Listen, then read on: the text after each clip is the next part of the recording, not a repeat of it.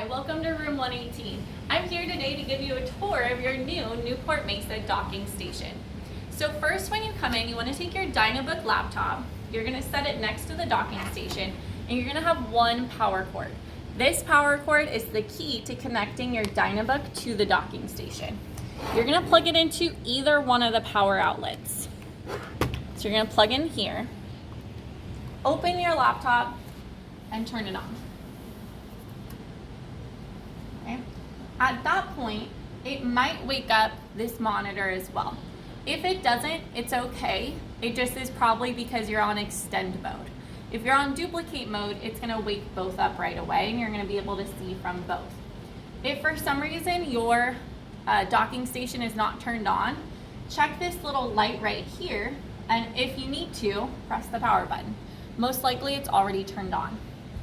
Once you're plugged in, you no longer need to use the keyboard or the touchpad on the Dynabook. You can start using the keyboard here. So here I'm gonna open it up and I'm typed and I'm good to go with my password. Now I'm gonna go to this corner, okay? And if you notice, it's duplicating both screens. My trick is to type in the word extend, and that always brings up this settings. When you go to multiple displays, you can either extend the displays, show it only on the Dynabook, show the screen only on your new screen, or you can duplicate. My favorite is extend, so that now I can go back and forth between one screen and just pull the mouse over to the other. If your mouse and your keyboard are not automatically connected, it's very easy to plug in. They both plug straight into the Dynabook right here. If you use external speakers, those like these can also plug straight into here. Though you don't necessarily need external speakers because you will be able to use your Epson projector as a speaker. So that is gonna get you going to start working from your new docking station. Okay, so now we're going to talk about the projector. Okay, you're going to find your remote and you're going to turn your projector on. The great thing about the docking station is that it's already pre-wired into your document camera. So if you're on the docking station, you're going to be able to project with your Epson projector.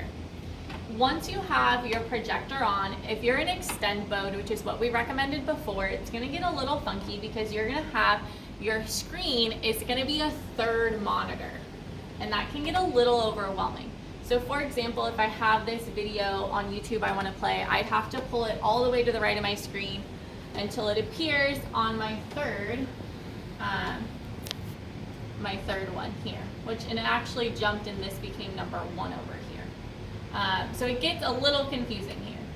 What you can do instead is if you go here, you can go into your settings.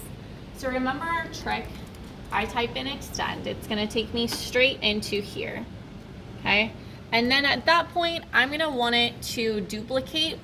We've played with it. Duplicating on 1 and 3 actually is the easiest because it's gonna duplicate your little screen onto the projector. So you see here, I have the settings on the little screen, so now I have the settings on here. If I want this jazz to play here, I'm going to put it on my little screen, and what I see on the little screen is what the kids are going to see on the projector. We talked a little bit about speakers before, and so we're going to touch on speakers again. The Epson projector is actually a speaker. So you go down here to the little speaker, oops, I'm sorry, that's the internet, the speaker, and you want to select Epson PJ, and once it's on that, your audio is going to come through the projector. If it's being a little funky, just play with which monitor you have the video playing from, and then it should work for you. Once you're done, you can just turn off the projector and that screen. You'll go back to just having extend on 1 and 2. So there's your projector with your docking station.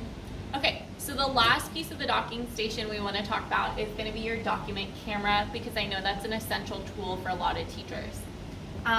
If your document camera was not out when IT set up the docking station, it's very possible that they did not hook it up for you. So we're going to talk a little bit about hooking it up. It could be a little different depending on what document camera you have. Here in room 118, we do have the red ladybug. So if you follow me to the cords, And then just another tip, there's a lot of cords here. If you don't know what it does, don't unplug it. So the document camera is gonna need 2 cords. So you have your AC in cord. That one is gonna need to be connected to either a surge protector or just a general power outlet in your classroom. That's gonna give this guy power. The second is gonna be this square USB, and it's gonna go directly into the back of the docking station into this. We put it in the second unused USB port. It doesn't matter which one it goes into, so there should be still one open on here. If not, I believe you do have a bonus USB port on the front as well, but it just has to go into one of the USB ports. Once it's plugged in, you are gonna need the software for the document camera. Now the software has to be installed by IT. For the Ladybug, it's called Ladybug 2.0. So when I pull it up, okay, and this is turned on, now I can see whatever the document camera sees. And I also could share this screen if I was on Zoom so that they could see this on here. I could share it to my projector and I could project the document camera that way.